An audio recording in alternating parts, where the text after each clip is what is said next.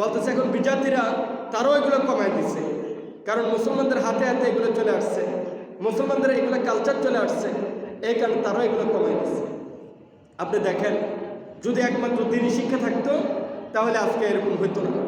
দেখবেন যতদিন পর্যন্ত ধর মাদ্রাসায় পড়ছে, আপনার কথাগুলো কিন্তু একটু ভালো করে শুনবেন, মাদ্রাসায় পড়ছে সে ধরনের নুরানিটাই পড়ছে, নুরানিই পড়ছে, সে আলিফ বাতা কোরআন শরীফ এটা শিখছে, বুঝেন নাই, তার পাঞ্জাবিটা গায়ে ছিল, তার টুপিটা মাথায় ছিল, বুঝেন নাই, সে একটু ডর ভয় করতো, আর একটু নামাজ পড়ি, বুঝেন নাই, মনে হয় একটু নামাজটা পড়ি, দাদু ভাইয়ের সাথে যাই, বুঝেন না, আমার বাবার সাথে যাই, এভাবে করে একটা অভ্যাস হয়।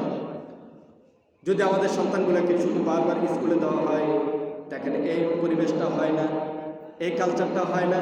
দেখবেন যে এই ছোটো ছোটো বাচ্চাগুলোর দিকে যদি আপনি তাকান তাহলে আপনি দেখতে পাবেন তাদের চুলের স্টাইল, কাটার স্টাইলগুলো কী বলে, চুলের কাটার স্টাইল বলে, যে বিজাতিদেরকে ফলো করতেছে।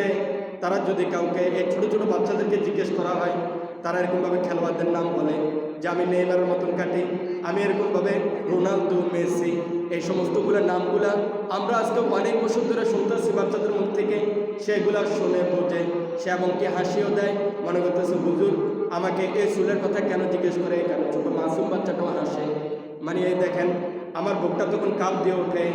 প্রিয় হাজিরিন, যে আমাদের ছোটো বাচ্চাগুলা হজরত ইব্রাহিম আলাইহিসসালামের নাম জানে না, হজরত মুসা আলাইহিসসালামের নাম জানে না, হজরত মুহাম্মদুর রাসূলুল্লাহ সাল্লাল্লাহু আলাইহি ওয়াসাল্লামের নাম জানে না, হজরত আদম আলাইহিসসালাম আমাদের আদি পিতা হজরত আদম আলাইহিসসালামের নাম জানে না, জাতি পিতা হজরত ইব্রাহিম আলাইহিসসালামের নাম জানে না, সর্বশেষ নবী আখেরি নবী মুহাম্মদুর রাসূলুল্লাহ সাল্লাল্লাহু আলাইহি ওয়াসাল্লামের নাম জানে না।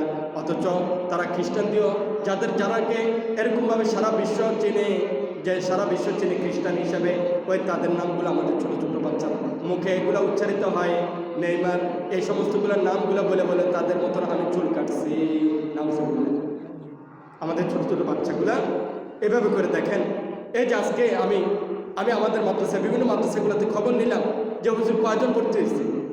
আজকে দেখেন 2 তারিখ বলে যে 50 জন, 60 জন, 70 জন এরকম বলতেছে।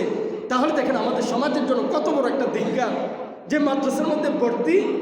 এই 1 জানুয়ারি এই বৃহস্পতিবারের দিন হয়তো আমাদের সবকগুলো শুরু হওয়ার কথা ছিল।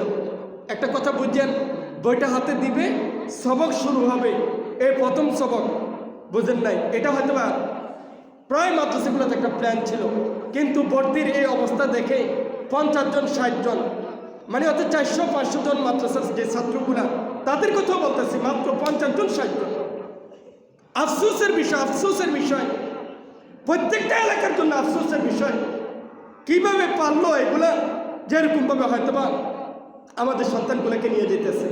দেখেন এখন বাচ্চাগুলার চেহারার দিকে তাকাইলে সে এখন মাদ্রাসায় পড়ে না, হয়তোবা 1-2 ক্লাস পড়ছে, তাকে স্কুলে নিয়ে গেছে। ধরেন না গত বছরের বাচ্চাগুলা আপনার রাস্তাঘাটে দেখবেন, আপনার নাতি হোক, পুতি হোক, যেই হোক, যদি দেখবেন যে তার চুলগুলো কেমন আছে, মাদ্রাসায় পড়ে না, তার চুলগুলোর অবস্থা দেখেন, এবং দেখবেন তার চেহারার মধ্যে আর কোনো নূর সৃষ্টি হইতেছে না, নূর দেখা যাইতেছে না, যে একটা ছোটো বাচ্চাদের মধ্যে একটা মাসুমিয়ত এটা দেখা যেতেছে না। শুধু ঘোরাফেরা করে, আর কোনো নামাজ টামাজ এগুলো মসজিদের দিকেও আসে না, তাদেরকে নিয়েও আসে না, নিয়ে আসতেও পারে না।